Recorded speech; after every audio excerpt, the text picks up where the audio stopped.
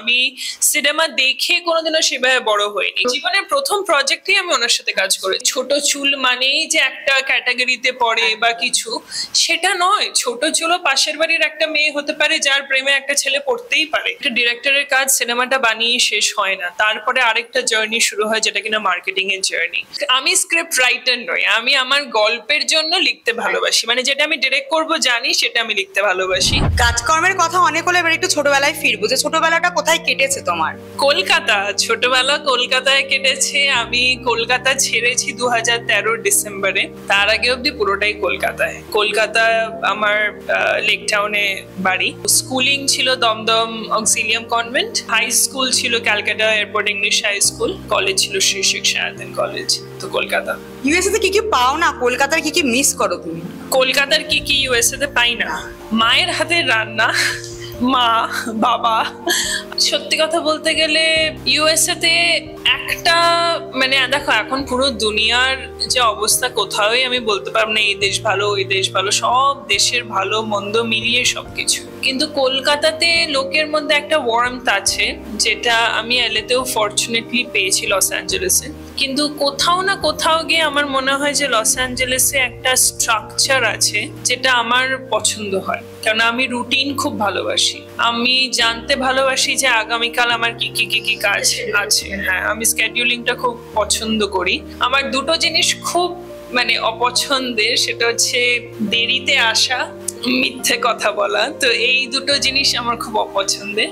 তো পাংচুয়ালিটিটা আমি শিখেছি কাজের দিকে বলতে গেলে বেশি এলেতেই, এবং স্ট্রাকচারটা আমি এলেতে বেশি পাই।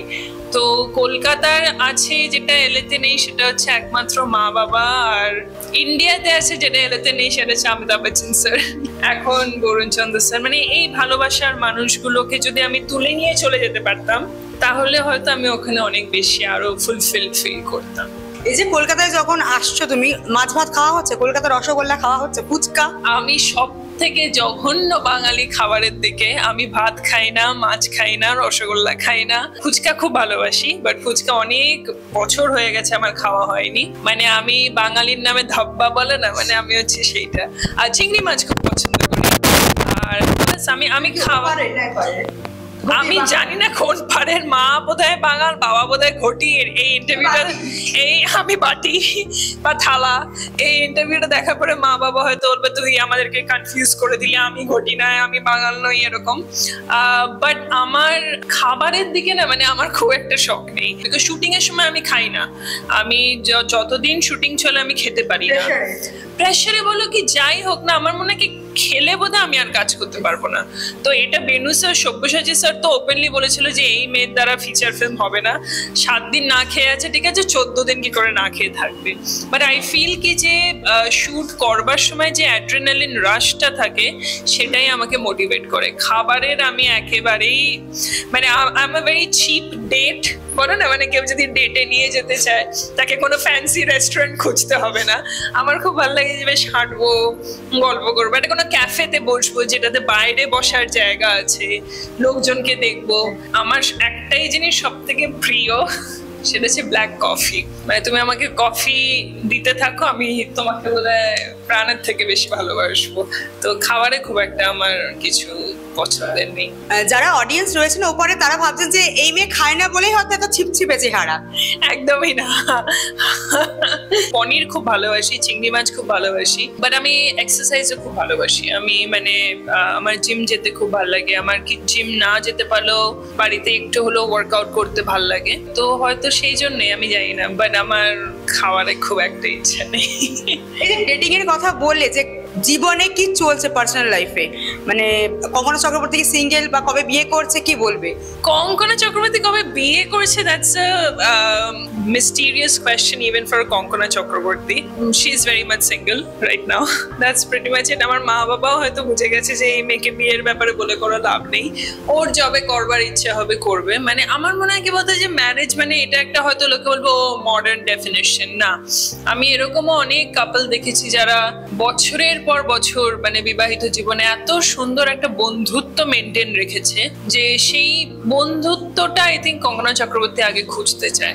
কেন বিয়ে তো দেখো একটা মানে সোসাইটিকে জানানোর জন্য খাওয়া দাওয়া করে একটা অনুষ্ঠান করা, সবার ভাল লাগলো, একটা ছোট কয়েকদিনের জন্য চালানো, তারপরে তো সোসাইটি চলে যাচ্ছে, থাকতে হবে এই দুটো মানুষকেই। তো সেই জায়গাতে বন্ধুত্বটা যদি হারিয়ে যায় তাহলে বিয়ে করো কি লিভ ইন করো কি রিলেশনশিপে থাকো কিছুই ম্যাটার করে না। তো কঙ্কনা চক্রবর্তী আপাতত একটা খুব ভালো বন্ধু খুঁজতে চায়, যেটা পরবর্তীকালে যা হবে হবে। কেমন বন্ধু চাও বা কেমন ছেলে পছন্দ? এরকম লম্বা কথা আমি বুঝতে পারি। ম্যাট্রিমোনিয়াল সাইটে যাবে, কেমন ছেলে চাই মানে সেন্স অফ হিউমার থাকতে হবে, কিউরিওসিটি থাকতে হবে, মানে আমিও তার কাজের প্রতি কিউরিয়াস থাকতে চাই, সেও যাতে জানতে চায় যে আমি কি করি, বোঝা, এবং আমার অবভিয়াসলি আমার লাইফে যারা ইম্পর্টেন্ট তাদের একটা স্পেস দেওয়া, রেসপেক্ট দেওয়া, কেননা আমিও সেটাই করব তার লাইফের জন্য। আর ঘুরতে ভালোবাসতে হবে, আর আমার মতনই আমার পায়ের তলায় একটা তিল আছে, বা পায়ের তলায়, জানি না এসব কি জিনিস, কিন্তু অনেকে বলে এই মেয়ে কোথাও এক জায়গায় থাকবে না, ঘুরে বেড়াবে, তো হয়তো সেরকমই ঘুরে বেড়াতে হবে তাকে।